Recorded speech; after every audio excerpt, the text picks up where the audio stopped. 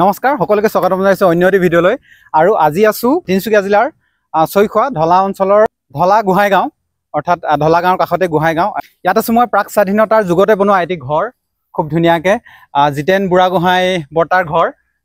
এই যদি ঘৰটো মই অকণমান দেখুৱাবলৈ চেষ্টা কৰিছোঁ আপোনালোকক খুব ধুনীয়া এটা এই ফুলৰ গছ আছে লগতে এই ঘৰটো দেখিছে আপোনালোকে মানে স্বাধীনতাৰ আগৰ ঘৰ ব্ৰিটিছৰ যুগৰে ঘৰ যেতিয়া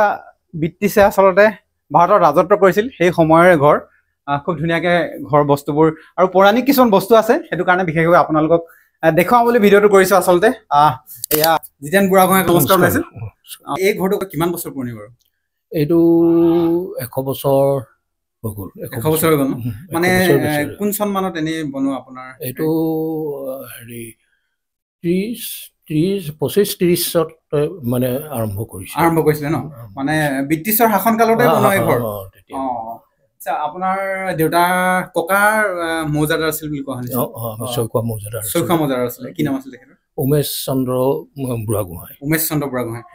লগতে খুব ধুনীয়া এটা আটোমটোকাৰীকে ৰাখিছে ইমান ধুনীয়াকে ইমান এটা পৌৰাণিক ঘৰ লগতে আৰু দুটামান বস্তু আপোনালোকৰ ঘৰত দেখিছোঁ বিশেষকৈ পুৰণি বস্তু মই যদি অকণমান দেখুৱাবৰ চেষ্টা কৰোঁ ৰ'ব ইয়াত দুখন তৰোৱাল আছে খুব ধুনীয়াকৈ ওপৰতে সংৰক্ষণ কৰি ৰাখিছে এই তৰোৱাল কেইখন আচলতে কিমান বছৰ পুৰণি হ'ব এইখন মানে আহোমৰ দিনৰ ন দেখিছে সৈনিকে লোৱা তৰোৱাল মানে ৰজাই লোৱাখন নহয় ৰজাই লোৱা হেংদাংখন নহয় আকৌ এখন তৰোৱালহে সৈনিকে লোৱা গম পাইছে আপোনালোকে 600 বছৰীয়া আহোম ৰাজত্বৰ কথা আৰু আহোম ৰাজত্বৰ কিছুমান ৰাজত্বকালৰ কিছুমান বস্তু এতিয়াও গাঁৱে ভূঞে খুব ধুনীয়াকৈ সংৰক্ষণ হৈ আছে বৰ্তাহঁতেও তেনেকৈ খুব ধুনীয়াকৈ সংৰক্ষণ কৰি ৰাখিছে এই আহোম যুগৰে কিছুমান বস্তু লগতে আৰু এটা বস্তু দেখিছোঁ বৰ্তা এইটো প্ৰকাণ্ড এইটো হেৰি দেখিছোঁ কাঠৰ এইটো বৰ্তা কি হয় এইটো বন্ধুকৰ বাকচ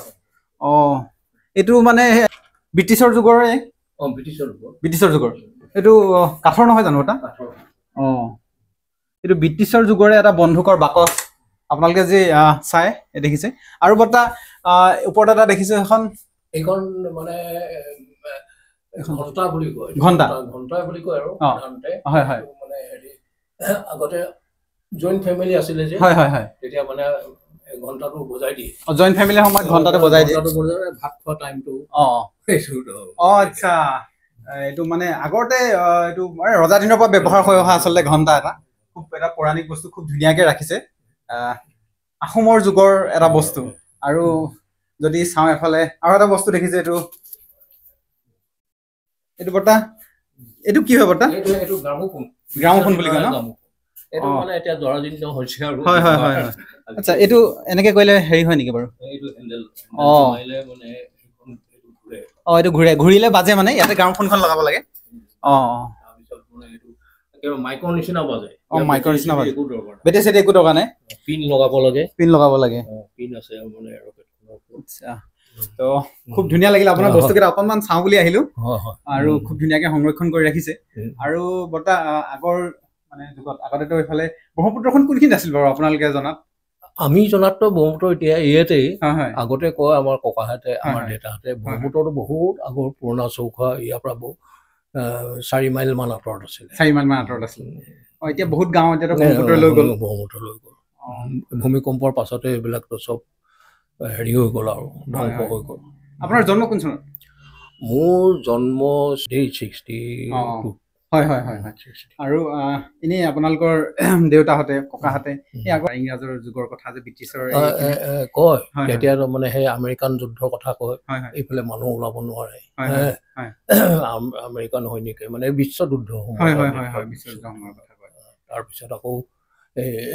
আমাৰ ককা মানে বহুত হেৰি আছিলে বুলি কয় আৰু আমাৰ দেউতাহঁতে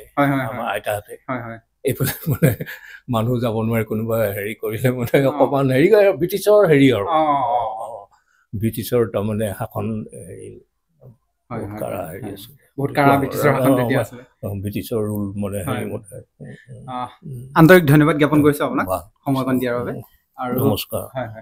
আৰু দেখিছে এটা মানে একদম ব্ৰিটিছৰ যুগৰে ঘৰ খুব ধুনীয়াকৈ তেখেতলোকে সংৰক্ষণ কৰি ৰাখিছে আজিকালি মানে এনেকুৱা ধৰণৰ ঘৰ সাধাৰণতে দেখা নাযায় গতিকে ঘৰটো দেখাৰ বাবে অকণমান আপোনালোকক দেখুৱাবলৈ আহি আছে আচলতে ইয়াতে উপস্থিত হৈছোহি দেখিছে মানে খুব এটা পৌৰাণিক আৰ্হিৰ ঘৰ স্বাধীনতাৰ আগতে বনোৱা এটা ঘৰ এয়া আৰু এই ঘৰটো পুনৰবাৰ কৈ দিছোঁ তিনিচুকীয়া জিলাৰ ঢলা ছৈখোৱাৰ গোহাঁই গাঁও ঢলা গাঁৱৰ কাষতে আছে গোহাঁই গাঁও তাতে এই ঘৰটো খুব ধুনীয়াকৈ আছে আপোনালোকে কোনোবা আহিলে মানে চাব পাৰিব গতিকে আজি ভিডিঅ'টো ইমানখিনিতে সামৰণি মাৰিছোঁ ধন্যবাদ জয় অসম